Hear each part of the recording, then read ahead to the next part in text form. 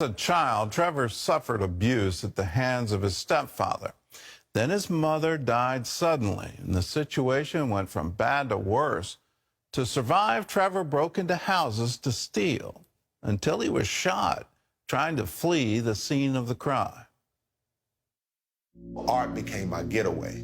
Whenever things were a bit too much for me, I would go to one of those trains or to a building and I would paint. Just all my imaginations of happy things, good things, things that I would want to see.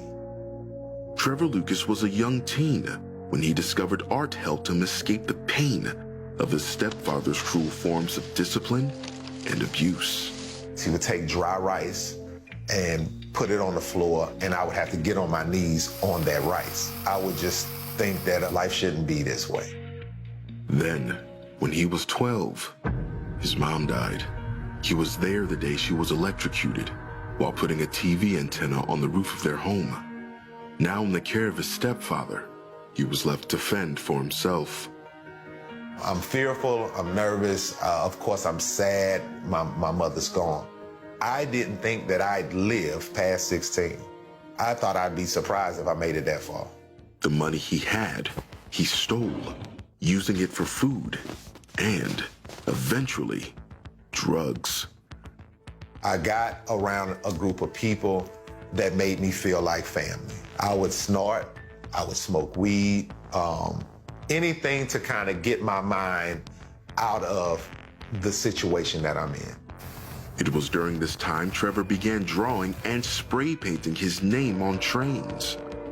It just gave life to me, you know. It put a spotlight on me, and it made me feel like somebody. Then, at 15, Trevor was shot while fleeing a man's home he'd broken into. The man, using a shotgun, hit Trevor in his back legs as he tried to jump a fence. While painful, the wounds were mostly superficial, and Trevor went to the hospital. He knew it could have been worse. He used birdshot because the shell sprays, so it sprays these pellets of lead. If he would have been up a little bit further, it would have shot me dead in my spine. I'm alive, I could have died. There has to be something better. That same day, he was picked up by police and eventually sent to a boys' home. Deciding to turn his life around, he quit using drugs and, after high school, joined the Navy. On his first deployment, one of the Navy chief officers discovered his talent and made him the ship's artist. They asked me if I could paint something on one of the officers' doors. I painted that there. They loved it. Now I paint some on the quarterdeck. I paint shark teeth on the front of the boats. It encouraged my self-esteem and let me know that I could do more with it. At the end of his 3-year commitment, Trevor left with an honorable discharge. Over the next 10 years, he began selling his artwork at festivals and eventually started a custom clothing business. He also began searching for his identity and purpose in various religions of enlightenment, even Satanism.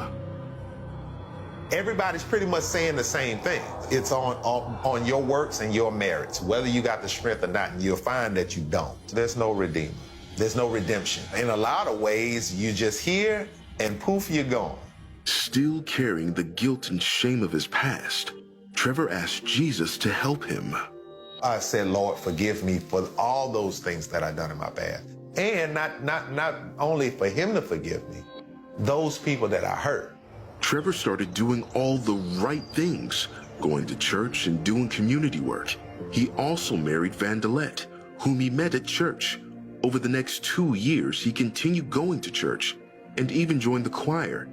Even then, Trevor says he still didn't have peace in his heart and mind. He would find it one Sunday while singing in the choir. I heard audibly a voice say, I need more from you. I have more for you, is what he said, but you have to let me in. The tears started falling. I'm feeling hot, so the Spirit is on me. So that was the point where I said, I need to give him more of me. I accepted Jesus as my Lord and Savior in baptism and in word. That's when the peace started to come into place. There was one more thing Trevor had to do: forgive his stepdad He got his chance when his stepdad, who was sick with cancer, reached out to him to make amends. I think the conversations we had and hearing him say he was sorry, that softened my heart to say, yo, I forgive you. It relieved a weight off of me that I didn't see coming. Finally, Trevor was able to see God as his father and know his true identity in Jesus. What God says about me it carries way more weight than a label of a thief or a drug addict or a nobody. God said I was made in his image. And if I was made in his image, I was made to be great. I was made to be somebody. Trevor is living a beautiful life with his wife and daughter. A full-time artist, he's living out his purpose, painting murals on buildings and in homes across the U.S. God heals all wounds. For those out there looking for direction and identity, you don't have to seek for the instruction manual anywhere else. Go back to the Creator, the person who made you, and that Creator is Jesus Christ.